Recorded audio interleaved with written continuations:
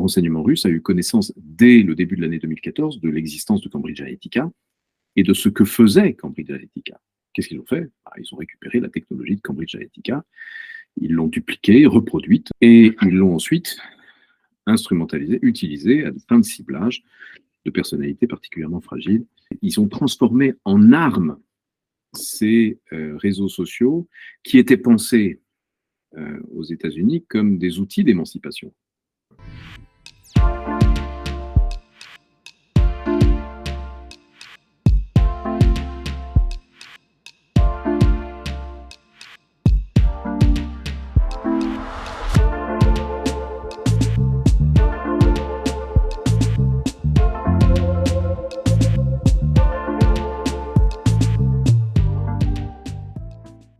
Eh bien, bonsoir David Colomb. Merci beaucoup d'avoir accepté cette invitation sur la chaîne La Fabrique Sociale. C'est un plaisir de vous recevoir, même en cette heure tardive.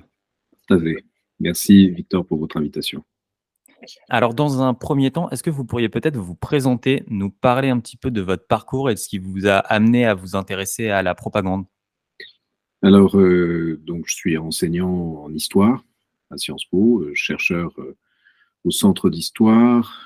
Depuis longtemps, je m'intéresse à l'histoire des médias, à l'histoire de l'image. Et depuis 2016, je consacre l'essentiel de mes travaux aux questions de propagande, c'est-à-dire depuis la campagne du Brexit et la campagne de Donald Trump, ce qui m'a conduit à produire un certain nombre d'articles et de livres sur ces sujets. Le dernier étant La guerre de l'information, les États à la conquête de nos esprits, qui a été publié en septembre dernier aux éditions Talendier. La propagande, comment est-ce qu'on peut la définir et selon vous, où est-ce que ça commence, si ça a un début? Pour ma part, je m'intéresse à la persuasion de masse et à la propagande que je définis comme toute stratégie ou tactique de communication de masse qui vise à agir sur les conduites des individus, c'est-à-dire aussi bien leurs attitudes que leurs comportements. Et c'est une définition large que j'emprunte pour l'essentiel à un penseur qui a beaucoup inspiré mon travail, qui s'appelle Jacques Ellul, qui avait publié 2 livres sur la propagande, dont un qui s'appelait Propagande au pluriel, et qui est, à mon sens, l'une des meilleures réflexions et des plus actuelles encore aujourd'hui sur ces questions. Qu'est-ce que l'inverse de la propagande? Est-ce qu'il existe un concept opposé à la propagande? La persuasion individuelle ne relève pas de la propagande. Quand j'ai demandé mon épouse en mariage, je cherchais à la persuader de dire oui, mais ce n'était pas de la propagande, en l'occurrence. Je considère, comme Jacques Ellul, que la propagande existe lorsqu'elle vise à mobiliser les masses, lorsqu'elle relève d'une démarche organisée, structurée, souvent sur la durée, pour produire des effets, lesquels effets, contrairement à une idée reçue, ne concernent pas tant les convictions des individus que leurs attitudes. La propagande, le plus souvent, cherche à produire une action ou au contraire entraver une action. Il s'agit tantôt d'encourager les gens à aller manifester, tantôt de les dissuader d'aller manifester, tantôt de les encourager à voter pour un tel, tantôt de les dissuader de voter pour un tel ou même d'aller voter. Il y a un philosophe de l'éducation américain qui s'appelle Zach Stein qui opposait les termes propagande et éducation de manière, je trouve, assez intéressante. Il disait qu'en fait, le propagandiste essayait de créer une sorte d'asymétrie épistémique, c'est comme ça qu'il appelle, entre lui et la cible de la propagande, et qu'en fait, le propagandiste ne voulait jamais mettre sa cible à son niveau, et qu'il voulait justement maintenir cette sorte d'asymétrie, tandis que le professeur qui essaye d'éduquer son élève essaye justement d'amener son élève à son niveau. Je trouvais que ça aussi inversement, de se porter au niveau de son élève. Vous savez, moi j'appartiens à cette catégorie d'enseignants qui cherchent moins à transmettre qu'à apprendre des choses au contact de ses élèves. Mais en l'occurrence, cette asymétrie que vous évoquez est fondamentale dans la mesure où elle repose pour une bonne part sur le système technicien, et les progrès du système technicien conduisent à des évolutions de la propagande qui accroissent cette asymétrie. Aujourd'hui, le propagandiste en sait beaucoup plus sur ses cibles que les cibles elles-mêmes en savent sur elles-mêmes grâce au recours à l'analyse prédictive des comportements, au big data, etc. Ouais. On va en parler juste après. Dans l'un de vos livres, vous expliquez que la Révolution française marque le début de la propagande politique moderne. Est-ce que vous pourriez expliquer pourquoi? D'abord, je considère que la propagande est fille de la démocratie dès lors que l'on considère la propagande non pas comme le prolongement de la terreur, à la manière de la propagande totalitaire ou aujourd'hui de la propagande russe en Russie, mais comme un acte de persuasion des masses dans le cadre du respect de leur liberté et de leur libre arbitre. Dans une démocratie, on ne peut pas contraindre les gens à voter pour tel ou tel, on doit les persuader. On ne peut pas contraindre les gens d'approuver une action, on doit les en persuader, de sorte que la propagande est née dans la Grèce antique, sous la forme de la rhétorique. Elle s'est perfectionnée sous la forme d'une propagande politique pendant la Révolution française. Et la propagande de masse, à laquelle je consacre l'essentiel de mes travaux, apparaît à la fin du XIXe siècle, lorsque les masses deviennent un acteur à part entière de la vie politique, de la vie sociale, de la vie économique. Lorsque, par conséquent, il y a quelque part un besoin social d'exercer une influence sur ces masses, qui souvent sont considérées par les élites comme n'étant pas à même de prendre les décisions les plus rationnelles, et qu'il faut par conséquent aider par le recours à divers artifices, notamment ceux de la publicité, aujourd'hui du nudge, à choisir ce qui est bon pour elles.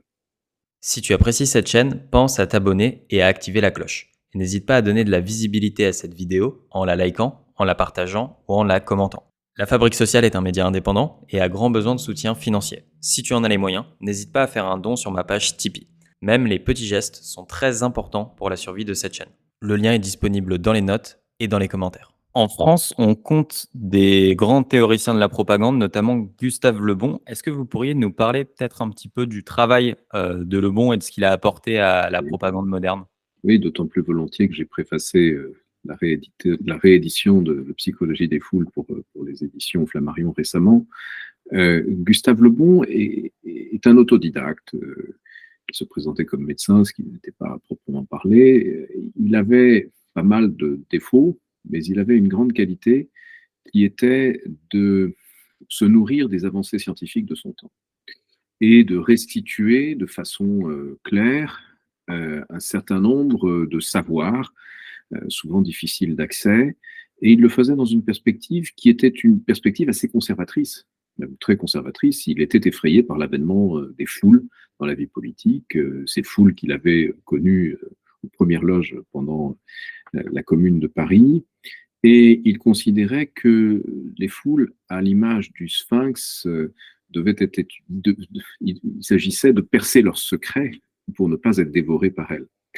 Et il a encouragé en cela la première réflexion théorique sur la psychologie, qu'on appellerait aujourd'hui psychologie sociale, qui n'appelait pas comme ça, la première réflexion sur l'instrumentalisation des foules à des fins de préservation d'un ordre démocratique ou social ou économique, de sorte que Le Bon, qui a été relativement mal accueilli en France, notamment par les scientifiques, par Durkheim, a été extraordinairement bien accueilli à l'étranger, en Allemagne, aux États-Unis, en Italie, auprès de penseurs très différents, des gens comme Vilfredo Pareto et des politiques comme Staline, Mussolini et Hitler en personne.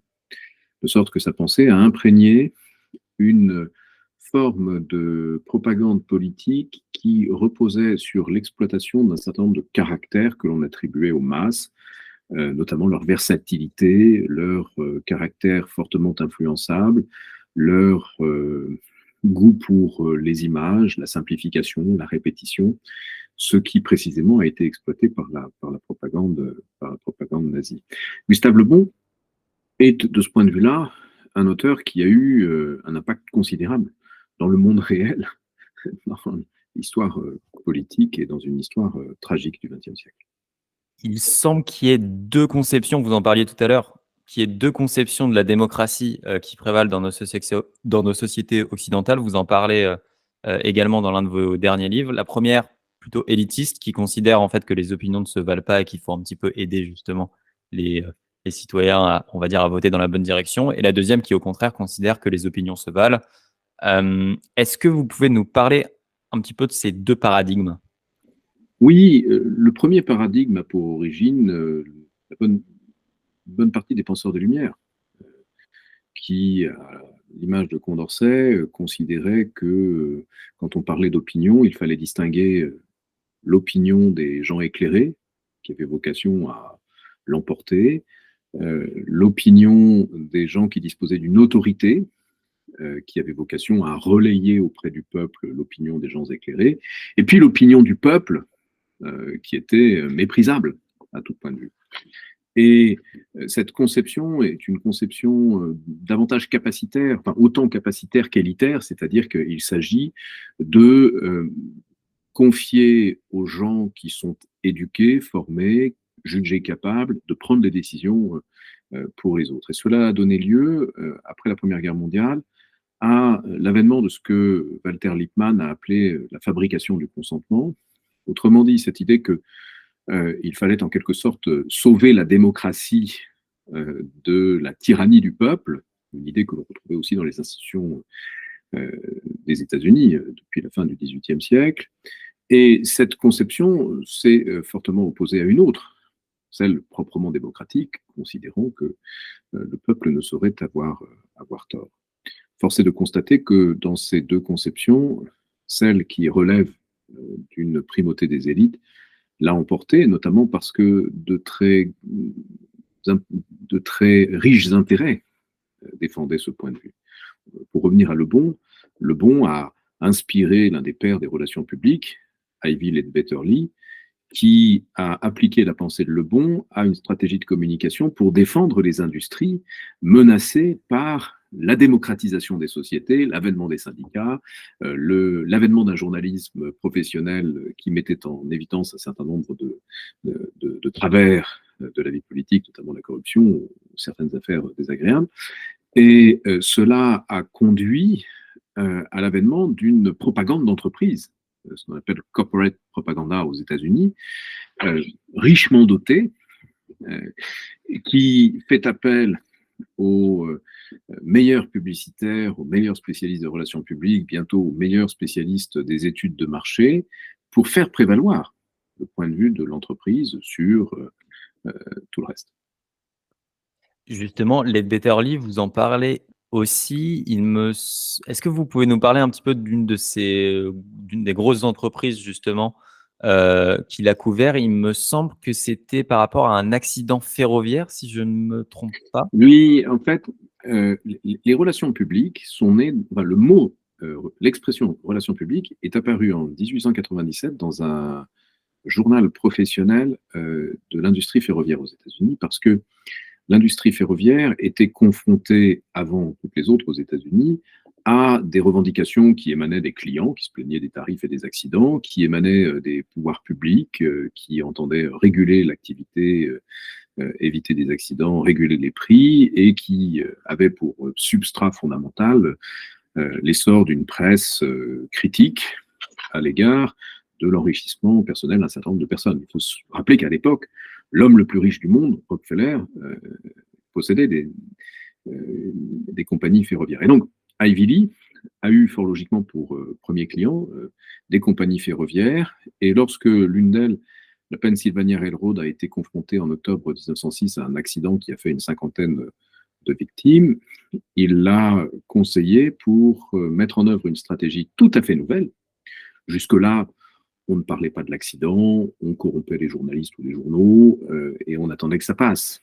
Bon, on estimait, les patrons de ces groupes ferroviaires estimaient qu'ils n'avaient pas de compte à rendre au peuple, pas de compte à rendre aux journalistes.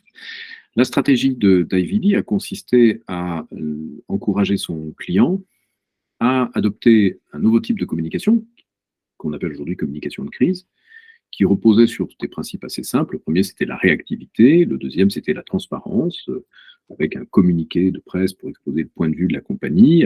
Il a inventé le communiqué de presse au passage, avec ensuite des journalistes invités à venir assister, venir voir le lieu de l'accident, une promesse, la manifestation d'empathie envers les victimes, la promesse de faire en sorte qu'un tel accident ne se reproduise jamais. Voilà les règles fondamentales de la communication de crise qu'il a posées à ce moment-là. Et il a été l'un des acteurs majeurs de la défense de l'industrie ferroviaire face aux velléités régulatrices du Congrès américain à cette époque. Il a remporté des batailles épiques, notamment la bataille des tarifs ferroviaires en faveur de l'industrie. Il a plus tard mené les batailles contre les syndicats, contre toute forme de mobilisation sociale, comme beaucoup de ses collègues publicitaires et spécialistes des relations publiques à l'époque.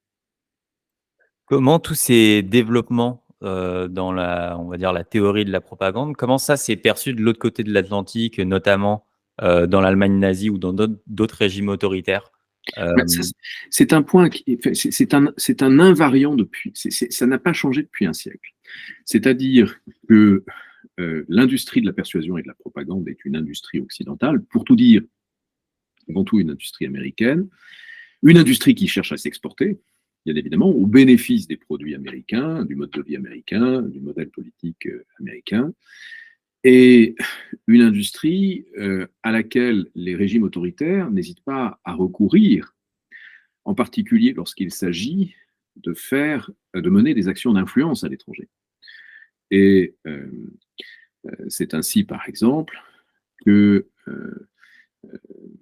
Adolf Hitler et Joseph Goebbels ont fait appel à des publicitaires américains pour mener, après 1933, une vaste campagne d'influence aux États-Unis. C'est-à-dire qu'ils recrutent les meilleurs publicitaires, de la même façon qu'aujourd'hui, le régime chinois, le régime qatari, le régime russe recourent à des cabinets d'avocats, de lobbying, des cabinets de relations publiques, des spécialistes de relations publiques, achètent des publicités dans les journaux, financent des think tanks, c'est-à-dire s'approprient des outils conçus à l'Ouest et qui peuvent servir leurs intérêts. Ce qu'a montré également l'un de nos grands enseignants à Sciences Po, qui est Sergueï Guriev, c'est le fait que dans ces 20 dernières années, un certain nombre de régimes autoritaires, ou plus exactement de dirigeants autoritaires, se sont également appropriés les codes de l'industrie des relations publiques, les codes du spin. Ils les appellent avec Treisman les spin dictators. Ceux qui, par exemple, à l'instar de Poutine, se préoccupent de l'opinion publique mesurée à travers les sondages. Avant d'annexer la Crimée, Poutine a fait tester la réaction possible de l'opinion publique russe. Et lorsque les résultats électoraux en provenance des gouverneurs des provinces sont trop élevés, de façon tout à fait paradoxale, le Kremlin s'emploie à baisser les résultats pour donner l'illusion d'une compétition politique. Le concurrent, l'adversaire, le dissident n'est pas immédiatement exécuté, mais maintenu en capacité de s'exprimer jusqu'au jour où il représente une véritable menace, et à ce moment-là, on l'enferme. C'est une chose tout à fait nouvelle. Mais en tout cas, sur le long terme, depuis un siècle au moins, les régimes autoritaires ont largement recours à ce qui se fait de mieux en domaine publicitaire, de communication politique aux États-Unis et ailleurs. Ouais. Et les idées voyagent et les personnes effectivement voyagent aussi. Je pense notamment à l'opération Paperclip. Récemment, je suis tombé sur la page Wikipédia de l'ingénieur allemand Von Braun qui derrière travaillait directement pour la NASA, alors qu'il était au service du régime nazi pendant la guerre. Oui. Mais ça, c'est un autre domaine. C'est la captation des cerveaux, même nazis, par les États-Unis après-guerre pour atteindre leurs objectifs, notamment en matière aéronautique et plus tard spatiale. Donc, Werner von Braun est l'un des nombreux ingénieurs allemands dont le passé nazi était purement et simplement ignoré quand il n'était pas effacé pour servir les intérêts de l'industrie américaine. Ouais. Je me demandais quel rôle a pu jouer le mathématicien Norbert Wiener, le fondateur de la cybernétique, dans le développement de la propagande. Alors, consciemment, aucun. C'est-à-dire qu'il n'a jamais, à ma connaissance, jusqu'à sa mort, eu conscience de pouvoir inspirer à travers ses travaux des propagandistes. Norbert Wiener, en revanche, a un rôle absolument incontournable qui fait de lui, à mes yeux, l'auteur à lire en priorité si l'on veut comprendre le système technicien dans lequel nous évoluons. Je considère, à titre personnel, que nous sommes entrés dans une ère qui est celle de la révolution cybernétique. Il est l'inventeur de ce qu'il concevait comme une science de l'interaction entre l'humain, l'animal et la machine, une science de la commande, une science du message, une science pluridisciplinaire qui visait à théoriser les systèmes d'information en vue de leur automatisation. Le modèle fondamental de la cybernétique, c'est la boucle de rétroaction qui repose sur un système auquel sont associés des capteurs et des effecteurs. Et le cœur du système, c'est l'apprentissage machine et la capacité qu'a la machine de tirer des enseignements des résultats antérieurs de son action pour adapter son action future. Dans un but qui, pour Wiener, était un but homéostatique, c'est-à-dire que de la même façon que notre corps est fait pour maintenir nos organes à température et éviter qu'ils ne dépérissent, il envisageait dans le monde informationnel une forme d'homéostasie pour éviter l'entropie et pour éviter la fragilisation de ces environnements informationnels.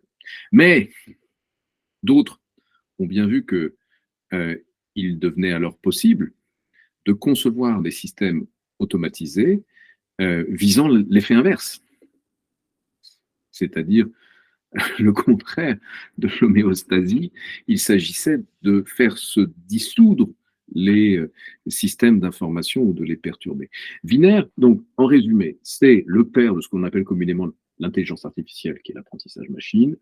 Il est le père de la réflexion sur les implants, puisqu'il a travaillé notamment sur le fameux bras de Boston, c'est le premier bras cybernétique dans les années 1960 au MIT où il enseignait. Il est aussi le père d'une réflexion sur l'automatisation des sociétés.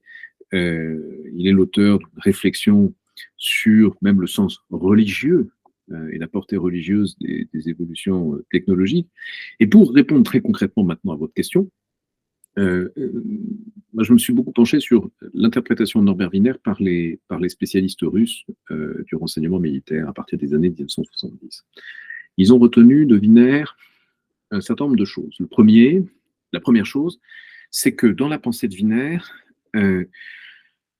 vous avez un principe de base qui est que l'information peut être utilisée à des fins militaires. Le principe alors étant d'une part de préserver son environnement informationnel des ingérences de l'ennemi et d'autre part de perturber l'environnement informationnel adverse. Et les Russes ont interprété cela sous la formule de la sphère informationnelle. Ce qu'ils appellent la sphère informationnelle, c'est l'ensemble des informations auxquelles nous accédons à travers les infrastructures, les couches basses du cyberespace, à travers les protocoles et les langages, couches intermédiaires, dit basse aussi du cyberespace, mais aussi à travers la couche sémantique ou la couche cognitive du cyberespace. Et ils ont, à partir de la pensée de Wiener, conçu la notion opératoire de contrôle réflexif de la sphère informationnelle. Il s'agit d'agir sur l'environnement de l'ennemi pour conduire l'ennemi à adopter un comportement qu'il croit être le bon, qu'il croit être parfaitement rationnel, et qui en réalité le conduit là où les Russes veulent le conduire. Ce qui est parfaitement décrit dans cette série britannique The Undeclared War, et ce qui a récemment été illustré par certaines opérations russes, dont l'opération à Paris et dans la région parisienne, consistant à taguer des étoiles de David bleues sur les murs. Est-ce qu'il y a une technique de propagande qui vous semble peut-être plus prisée que d'autres? Est-ce qu'il y a une technique de propagande qui est particulièrement populaire chez les propagandistes ou alors qui vous frappe, vous, particulièrement? Moi, ce qui me frappe, c'est les constances. C'est-à-dire que si vous regardez ce que faisait le bureau de la désinformatia soviétique en 1923 et ce que font aujourd'hui les services extérieurs russes, ils ont les mêmes buts, les mêmes stratégies euh, et souvent les mêmes approches. Ce qui change, c'est le système technicien. Ce qui change, c'est l'environnement informationnel. Ce qui change, c'est par conséquent l'échelle de leurs opérations, l'ampleur de leurs opérations, l'impact de leurs opérations. Mais il y a des constantes. Je vais vous en donner un exemple pour répondre précisément à votre question. Depuis toujours, l'obsession du propagandiste, quel qu'il soit, c'est que son discours ne soit pas perçu comme un discours de propagande, mais obtienne un certain degré de crédibilité. Et pour obtenir ce degré de crédibilité, le meilleur moyen, c'est de parvenir à l'insérer dans le flux de l'information émanant de médias de confiance dans les pays visés. Et vous savez, très récemment, il a été question du typo-squatting, cette technique de l'opération Doppelganger qui dépend du Kremlin et vraisemblablement du GRU, consistant à créer de faux médias qui ressemblent à des vrais médias en ligne. Mais le KGB faisait très exactement la même chose dans les années 1960 pour diffuser sa théorie du complot à propos de la mort de Kennedy. Le KGB avait notamment fait imprimer en Roumanie un journal qui s'appelait le New Times, parce que quelqu'un qui lit vite peut interpréter comme l'équivalent du New York Times ou du Times de Londres. Et donc, la logique était la même. Vous allez distribuer en Occident ce journal qui s'intitule The New Times, qui diffuse des choses un peu étranges, mais entourées par des choses qui ne le sont pas, et vous produisez un effet dès lors que les gens lui accordent du crédit. De la même façon, sur 90 ans, peut-être même 100, j'ai trouvé maints témoignages de propagandistes russes en particulier qui constataient la même chose, à savoir que les médias occidentaux étaient particulièrement faciles à manipuler parce qu'ils étaient étonnamment, aux yeux des soviétiques, et plus tard des Russes, ils étaient étonnamment dépendants de sources qu'ils jugeaient fiables, dont ils ne s'assuraient pas véritablement de la fiabilité. Vous savez, ils sont aussi à la recherche de l'information qui va attirer l'attention du plus grand nombre et vendre du papier. Et c'est une caractéristique qui est exploitée avec constance depuis un siècle. Ce qui est nouveau en revanche, c'est que les médias sociaux permettent de produire des effets en 10 ou 15 minutes, là où ces effets étaient produits en des mois et parfois des années auparavant. Très intéressant. Une autre opération qui me semble intéressante d'analyser rapidement, c'est l'opération Mockingbird. Pourriez-vous nous expliquer en quoi elle a consisté et si des opérations similaires pourraient, selon vous, avoir lieu dans nos sociétés occidentales actuelles?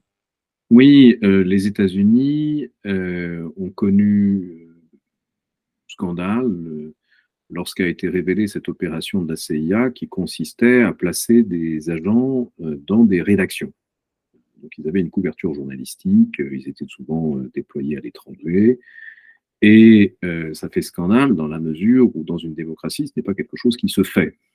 Dès lors, la CIA s'est engagée à ne plus employer directement des agents sous couverture, et la CIA a déployé d'autres moyens d'influencer la production journalistique.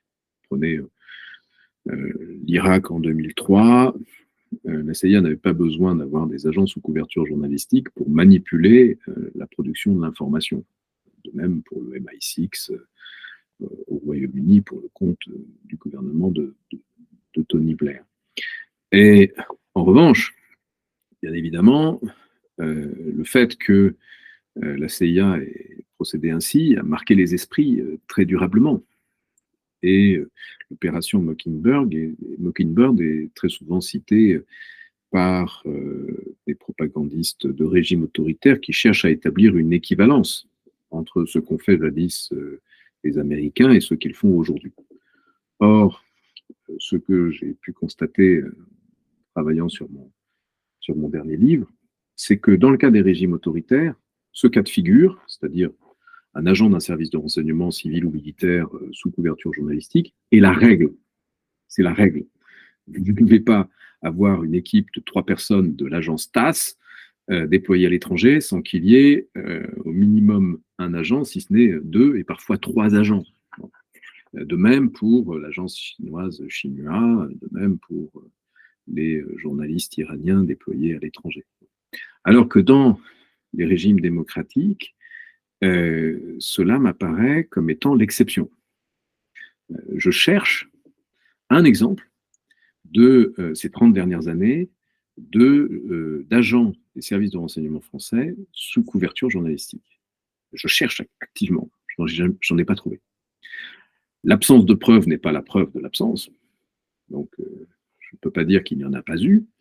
En revanche, l'absence de preuve à ce stade me conduit à considérer que c'est l'exception, si ça existe. Là où c'est la règle dans un régime autoritaire. Et donc, il n'y a pas d'équivalence entre l'instrumentalisation qui peut être faite de la production de l'information par des services de renseignement occidentaux, qui est malgré tout encadrée par le droit et limitée, et l'instrumentalisation qui en est faite dans un régime autoritaire. De même, il n'y a pas d'équivalence entre un média d'État russe ou chinois ou iranien et un média de service public français. Juste un exemple. Emmanuel Macron, dans un discours aux ambassadeurs en 2022, a demandé à France Média Monde d'accompagner le narratif français, de contrer les narratifs de régimes autoritaires, notamment en Afrique. Et la réaction fort logique des journalistes de France Média Monde a été communiquée pour faire savoir qu'ils n'étaient pas des journalistes aux ordres de l'Élysée, qu'ils étaient des journalistes de service public et qu'ils avaient des comptes à rendre à leur public. A contrario, Margarita Simonian, qui est rédactrice en chef de RT et une proche de Vladimir Poutine, n'a aucun état d'âme, elle n'en a jamais eu. Elle a à maintes reprises dit qu'elle était une soldate dans la guerre de l'information, qu'elle faisait ce que le Kremlin lui disait de faire, et que, en l'occurrence, faisait la guerre. Justement, tout ça, comment c'est perçu par les dirigeants des régimes autoritaires? Dans le sens où, si je remonte un petit peu l'histoire moderne des nouvelles technologies de communication avec Internet, il y a l'arrivée d'Internet où il y a un petit peu ce mythe de voilà, Internet, ça va nous permettre de démocratiser l'information et ça va être la victoire des démocraties sur les dictatures. On s'aperçoit que c'est loin d'être aussi simple que ça. On voit d'ailleurs un modèle aux États-Unis où justement les réseaux sociaux sont un petit peu en roue libre et où les institutions s'effritent. Tandis que dans les régimes autoritaires, comme en Chine, où il y a le Great Firewall et où l'information est bien contrôlée, on a plutôt le sentiment que les nouvelles technologies de communication peuvent en fait renforcer ces régimes, au contraire. Et du coup, je voulais savoir comment cette différence pouvait être perçue selon vous par les régimes autoritaires. Est-ce qu'ils ont l'impression d'avoir trouvé le point faible des régimes démocratiques? Non, d'abord, ils y ont vu leur propre point faible. Dans mon dernier livre, je raconte le putsch de 1991 à Moscou et Saint-Pétersbourg, qui a été mis en échec par une ligne téléphonique à Moscou, qui a permis de connecter des proches de Yeltsin à l'Internet mondial. Et cela a conduit après les services de sécurité russes, qui ont succédé au KGB, à commencer par le FSB, à contrôler très étroitement l'Internet russe. Et à contrôler en particulier ce qui était le plus sensible, c'est-à-dire les IXP, les Exchange Points, les points d'interconnexion entre l'Internet à l'intérieur de la Russie et l'Internet à l'extérieur, notamment dans le fameux bâtiment M9, qui était le bâtiment où s'était produit l'événement que j'évoque. Et de façon tout à fait symptomatique, lorsque Vladimir Poutine a été nommé à la tête du FSB en 1998, lui qui était du KGB, premier directorat du KGB, l'une de ses premières préoccupations a été d'étendre à l'ensemble du monde russophone le contrôle des communications électroniques qui avait été mis en place par le FSB à l'intérieur de la frontière de la Russie ou de la CUI, j'ai un petit doute. Quoi qu'il en soit, ça les a conduits très tôt à chercher à étendre le contrôle. Je raconte dans le livre qu'en 1999, il a même réuni tout l'Internet russe autour d'une table dans l'espoir de les convaincre de placer le RUNET, c'est-à-dire les DNS en .ru, sous le contrôle du Kremlin. Ce qui avait été refusé à l'époque, mais il n'en a pas moins adopté une doctrine informationnelle extraordinairement protectrice, qui visait notamment à lutter contre les manipulations de l'information. Donc, le premier réflexe de ce régime a été de se protéger des ingérences numériques étrangères. De même, la Chine fait exactement la même chose, avant même le Great Firewall, parce que les dirigeants chinois, comme le président Jiang Zemin, étaient persuadés que le printemps de Pékin avait pour origine une opération de déstabilisation de la CIA. Et donc, ils se méfiaient, comme de la peste, de toute communication émanant du monde occidental, quel qu'en fût le vecteur, le satellite, la radio, la télévision hertzienne, et bien sûr Internet. Et dans un second temps, ils ont développé leurs propres outils numériques. C'est-à-dire que ce que l'on appelle communément aujourd'hui le RUNET, ce n'est pas simplement une infrastructure un peu fermée sur elle-même, c'est aussi une infrastructure de contenu et de logiciels qui est spécifique à la Russie et qui duplique ce que l'on trouve en Occident, de même pour la Chine, qui a entrepris assez tôt de se doter de ces géants, à la fois dans les couches basses du cyberespace et dans les couches hautes du cyberespace. Et enfin, une fois que les Occidentaux ont développé des technologies particulièrement invasives, il y a d'abord les équipes de hackers, à commencer par l'équipe TAO de la NSA, qui était à juste titre perçue comme une menace pour les données des dirigeants, les données de ces régimes, la stabilité de ces régimes. Il y a ensuite les réseaux sociaux comme Twitter et Facebook, qui s'inscrivaient à l'époque dans le cadre d'un soutien de la part du département d'État qui voyait des formes d'armes informationnelles au service de la projection de la démocratie au-delà des frontières. Ils ont entrepris de réagir et ils l'ont fait d'une façon assez symptomatique et en définitive assez simple, qui consistait à retourner ces outils technologiques performants contre leurs créateurs, en faisant appel à quoi? Aux services publicitaires, comme Hitler en son temps.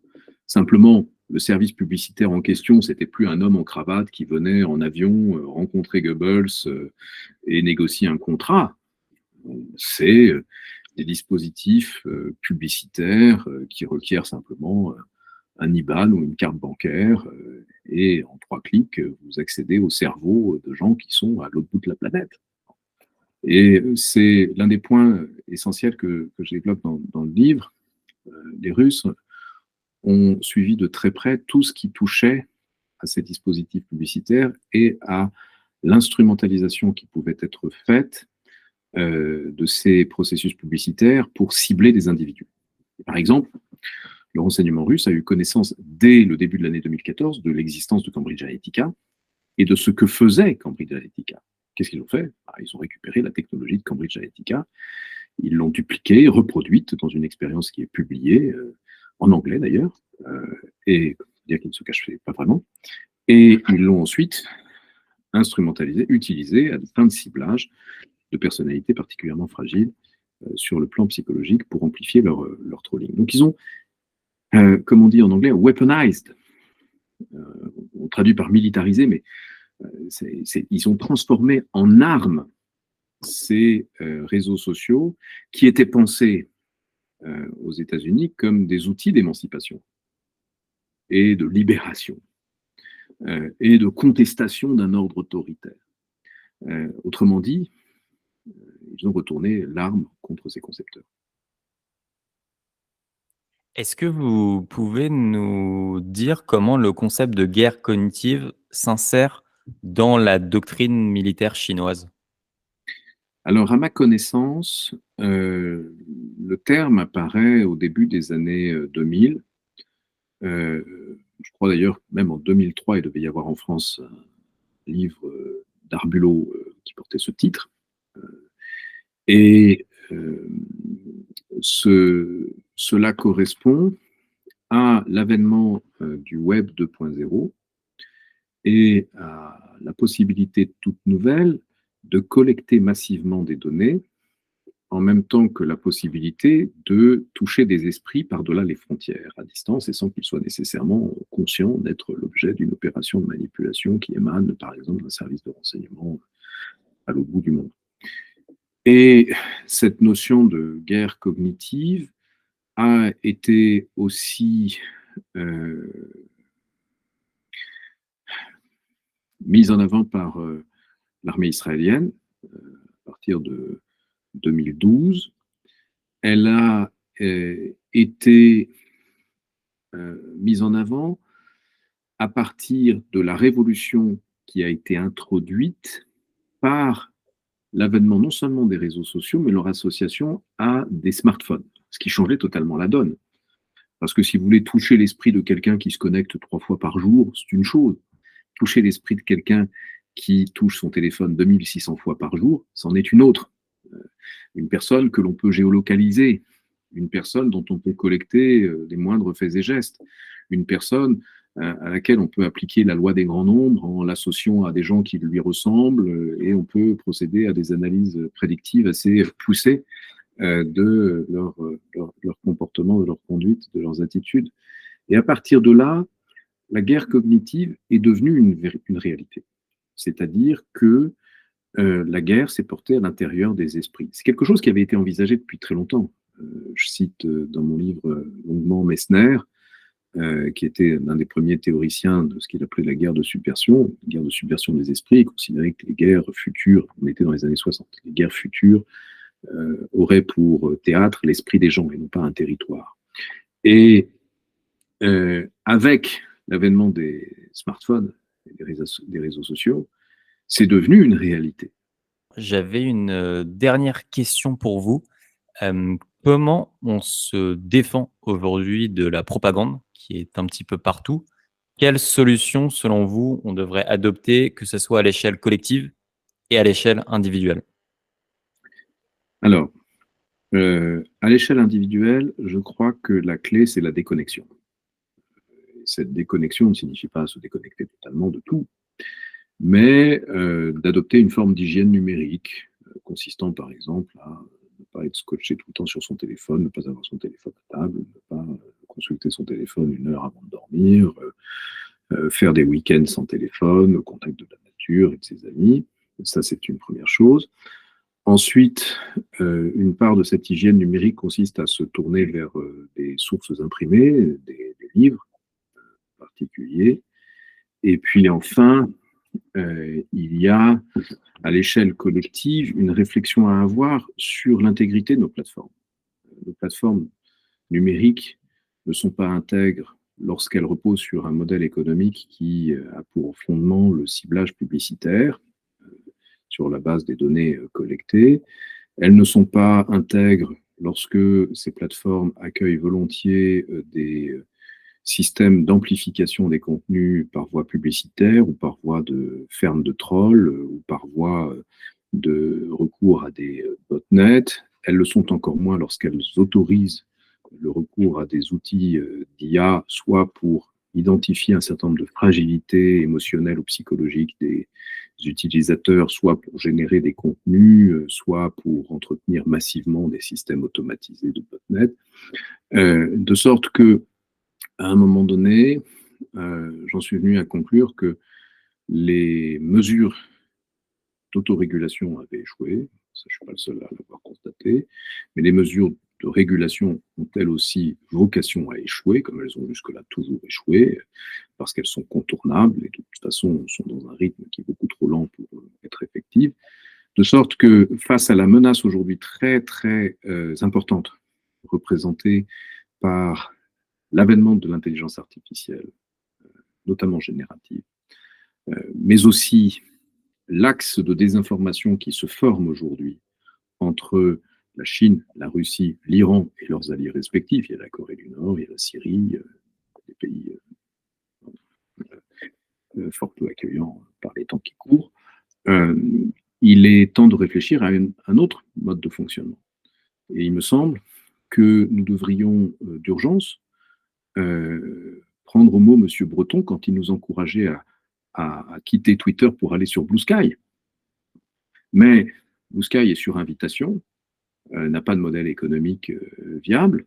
Pourquoi M. Breton n'a-t-il pas assorti sa recommandation d'un investissement européen pour un serveur Blue Sky? C'est une architecture décentralisée, c'est une architecture qui est très facile à adopter, en particulier pour les gens qui utilisent Twitter depuis des années, et installer un tel serveur garantirait que by design, il se conformerait au règlement européen en vigueur.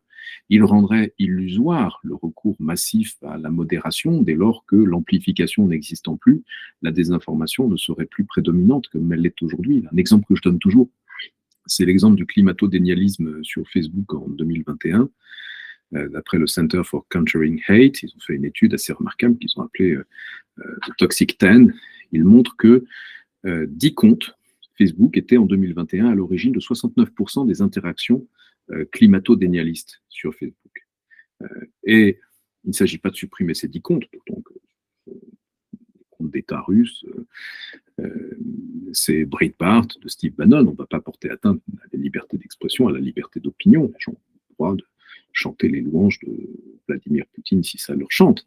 En revanche, ce qui est gênant, c'est l'existence de phénomènes d'amplification qui leur donnent une voix prépondérante, là où ils devraient avoir une voix comme la nôtre, au même plan. Il s'agit au fond de rétablir une véritable démocratie Internet, celle-là même dont parlait Dominique Cardon il y a bien longtemps. David Colomb, merci beaucoup d'avoir accepté cette invitation et de vous être rendu disponible à cette heure tardive.